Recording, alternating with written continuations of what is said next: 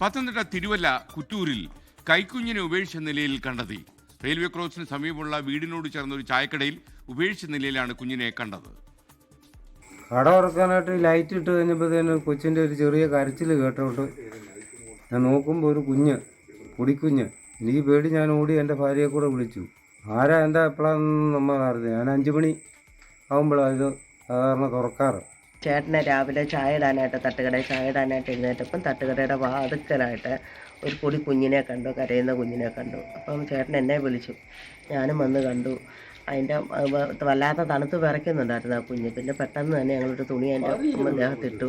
അങ്ങനെ കുഞ്ഞിനെ ഇപ്പോൾ വന്ന് പോലീസ് കൊണ്ടുപോയി. ഒരു ആൺകുഞ്ഞ്. പത്തനംതിട്ടയിൽ നിന്ന് ഷിജോ കുര്യൻ തത്സമയം. Shijo, good morning.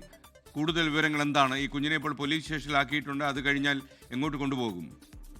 SKN very good morning. Thiruvalla Kuttoor Manakkachira റോഡിന് സമീപം റെയിൽവേ അടിപ്പാതയ്ക്ക് അടുത്ത ഒരു തട്ടുകട നടത്തുന്ന ജയരാജന്റെ കടയിലാണ് ഒരു കുഞ്ഞിനെ ഉപേക്ഷിച്ച നിലയിൽ കണ്ടെത്തിയത്.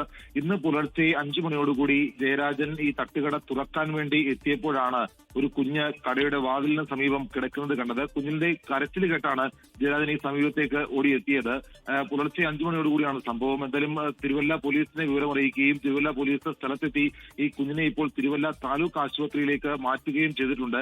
ജനിച്ച് അധിക ദിവസം പ്രായമാകാത്ത കുഞ്ഞാണ് എന്നുള്ള ഒരു വിവരമാണ് നമുക്ക് ഇപ്പോൾ അവിടുന്ന് ലഭിക്കുന്നത്. കുഞ്ഞിനെ ഇപ്പോൾ ആശുപത്രിയിലേക്ക് മാറ്റിയിട്ടുണ്ട്. ഇന്ന് പുലർച്ചെ ഈ തട്ടുകടയോട് ചേർന്നുള്ള സ്ഥലത്ത് ബൈക്കുകൾ വന്നു പോകുന്നതിന്റെ ശബ്ദം കേട്ടതായിട്ടുള്ള വിവരം കൂടി പോലീസിന് ലഭിച്ചിട്ടുണ്ട്.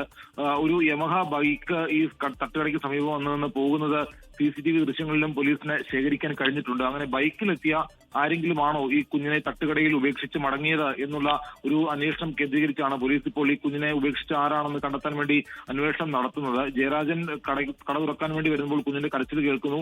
ഉടൻ തന്നെ ഭാര്യനെ വിവരം അറിയിക്കുന്നു. ഭാര്യയും ജയരാജനും അടുത്തെത്തി ഈ തണുത്ത് മരവിച്ചിരുന്ന കുഞ്ഞിനെ പുതപ്പടക്കം ഉപയോഗിച്ചുകൊണ്ട് പുതച്ചു മൂടിയാണ് പോലീസിനെ കൈമാറിയിട്ടുള്ളത്. കുഞ്ഞിന് മറ്റ് ആരോഗ്യപരമായിട്ടുള്ള കുഴപ്പങ്ങളൊന്നും ഇല്ല എന്നുള്ള ഒരു വിവരം കൂടി ലഭിക്കുന്നുണ്ട്. എന്തായാലും ജനിച്ച് അധിക ദിവസം പ്രായമാകാത്ത കുഞ്ഞിനെയാണ് തട്ടുകടയിൽ ഉപേക്ഷിച്ച നിലയിൽ കണ്ടെത്തിയത്.